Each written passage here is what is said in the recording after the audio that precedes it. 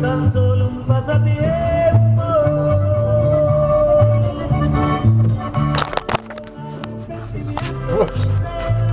Having trouble getting out of here a little bit.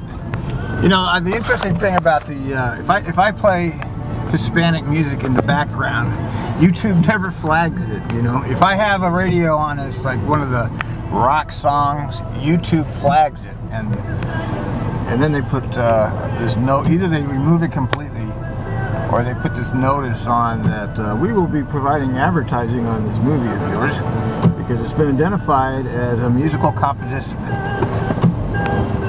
Well, YouTube is really, you know, I really don't like YouTube, but it is the media now that is. I mean, they have a monopoly on the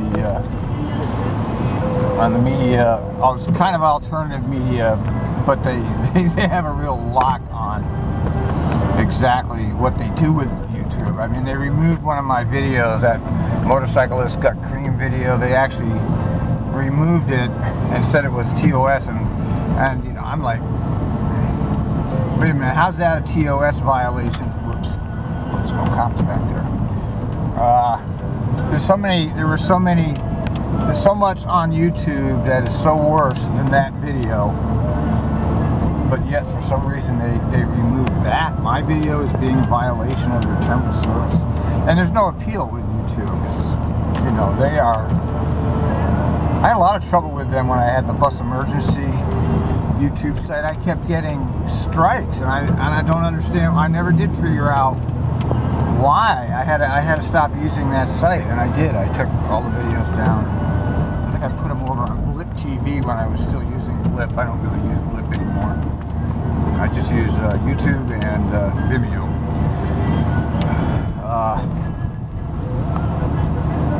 Anyway, look at what we got out here today. Rainy, dark, Friday, so it's going to be a bitch. It's going to be a bitch today, which is what it is when we have this kind of weather. Because people in Oregon can't drive in the rain. I don't know why, but they just can't do it for some reason. So I don't know what's going on here, man. It's just the same shit, man, you know. It's the cuts. It's the 1%, which is the Trimet executives, versus the 99%, which is all the rest of us, which are the riders and the people that actually do the work. You know, they know what's best. They pretend to, well, come on in at public. They pretend to actually take public comment, but you know, they don't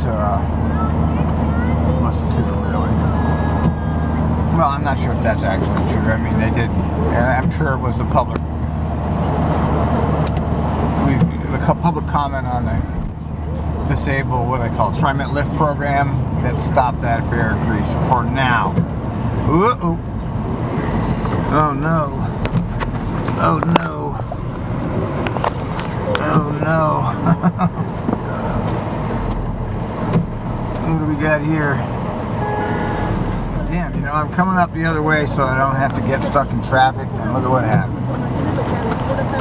Stuck in traffic. Remember, I got stuck here one other time, and I had to turn around and go back because I don't know what the problem was.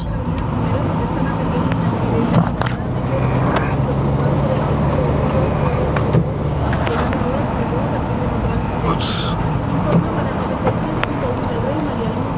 Come on, there's people. Go ahead, go around. See, guys, whoa! I don't get any traction. I gotta get my sandbags out for the winter time here. What the hell is a road over there? Okay, we're almost through the mess. See, I don't go all the way to Merlo anymore. I just go to Beaverton Transit Center. It's usually pretty easy to get to Beaverton. Even on the highway it is. Whoa. He's really prepared for the rain, didn't he? This can be a mess here. I remember I got stuck here. not sure what happened. I think there was an accident up here, blocked it. But once I get over to Sylvan, I'll be alright. Go ahead. Go. See, I cooperate. I believe in cooperation in traffic. If everybody cooperated, we wouldn't have any problems. Traffic flow.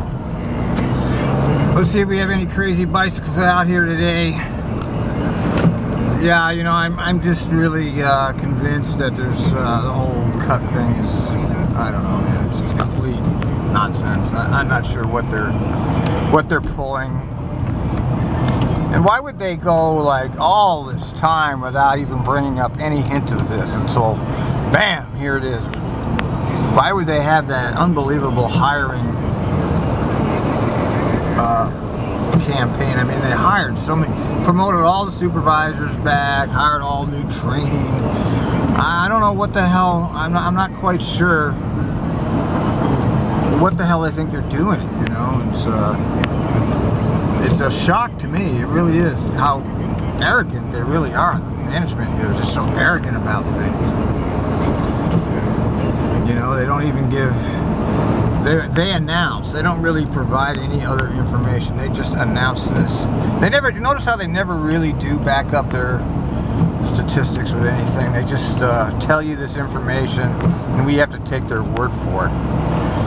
You know, not unlike the, well, we've cut all these management positions. Well, I want to see a list of all those management positions that have been cut, because I don't see any that have been cut from my point of view in this agency. There was less supervisors for a while, but now they're back to the normal level they had before. I know they're hiring the operators left and right. Well, they can't really run the district without operators.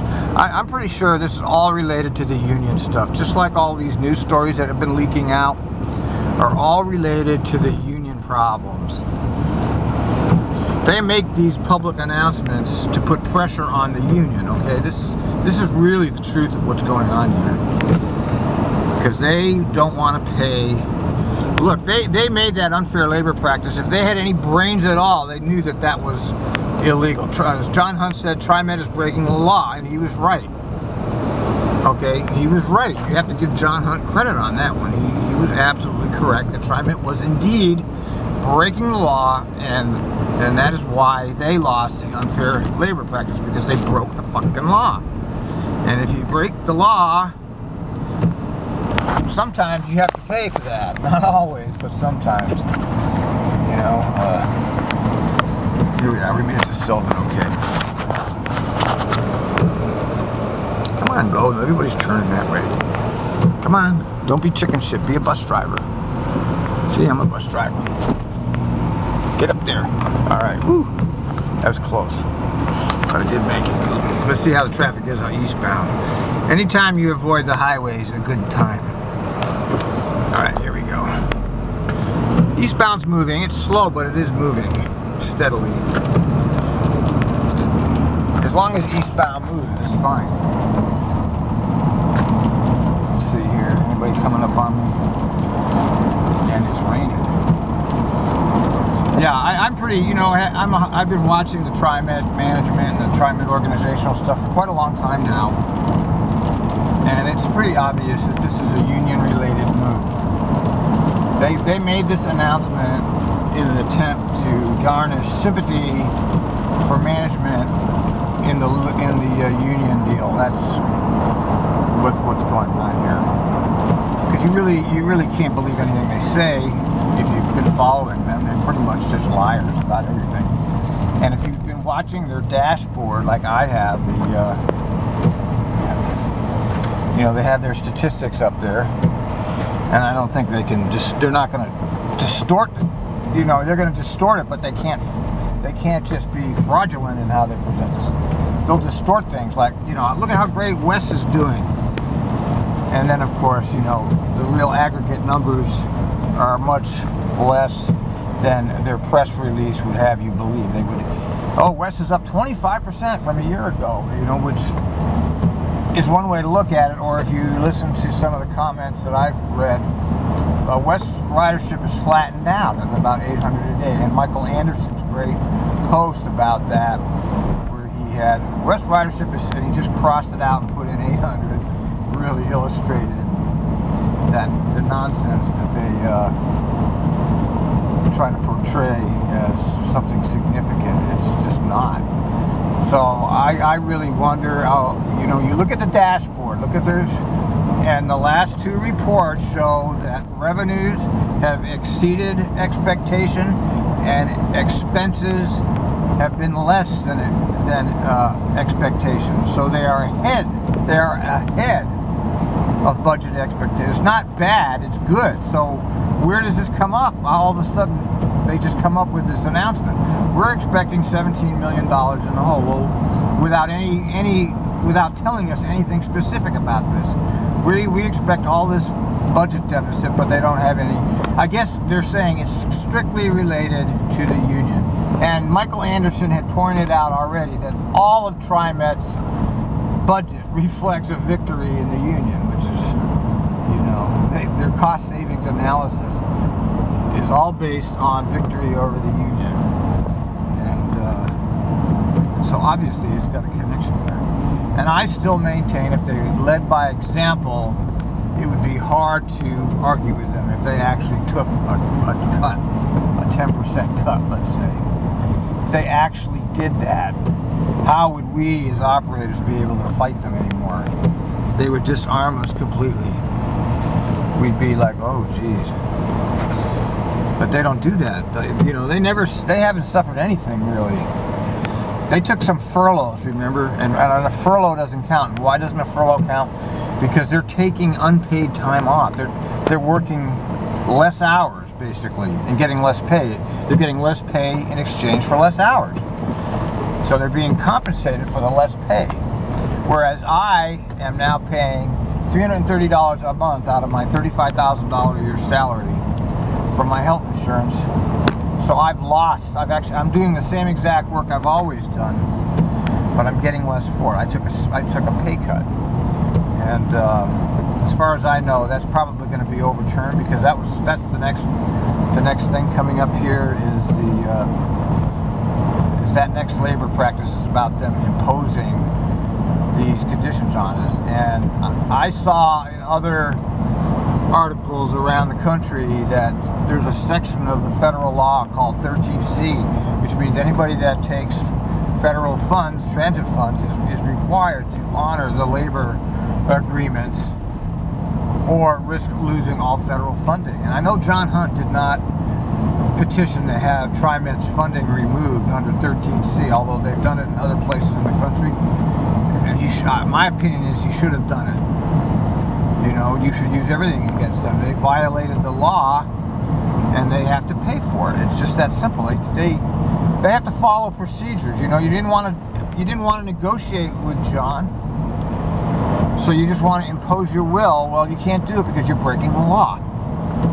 And they're breaking the law even when they tell me I can't publish the dispatch stuff. Now, that's breaking the law. I can do it because state law allows me to. So there's no doubt that Trimet doesn't really have any problem in doing questionable legal actions because they can. You know, they have me balled up, for example, completely balled up, which he's not going to just cross in front of me. Just balled up into I can't really put them up. I wouldn't have put them up anyway. They just, I'm not sure how they really think they can get away with what they did with me, but I don't know, I'm just rambling. But my point is they will break the law whenever they want to. That's the bottom line. And then they let us deal with setting it right. Okay, we broke the law, Al. Now you go ahead and do something about it. And it's not so simple, is it? I have to, you know, the union either has to do something or I have to do something. It's really, I can understand the union's hesitation in this matter because basically it's, you know, it's not really concerning my job. So, you know, for them to put resources into it, I understand their hesitation.